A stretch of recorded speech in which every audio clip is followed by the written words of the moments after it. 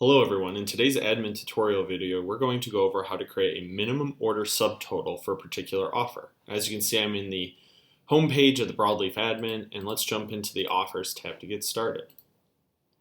So the name of this offer is going to be a 20% discount off of $10.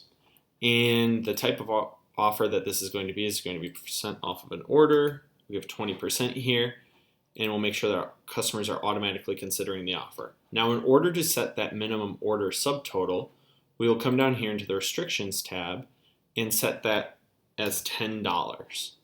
Go ahead and click save. Now, if we jump into our preview on site tool, we can test to see whether or not that this offer is working. So if I were to come in here and add the green ghost hot sauce to the cart, and I hit view my cart, you can see I'm not getting any kind of discount. However, if I were to get over that $10 threshold by adding another item to the cart, you'll see that the savings have appeared now. Total savings of $2.80, which is 20% of that subtotal. And that's how easy it is to create a minimum order subtotal on a particular offer.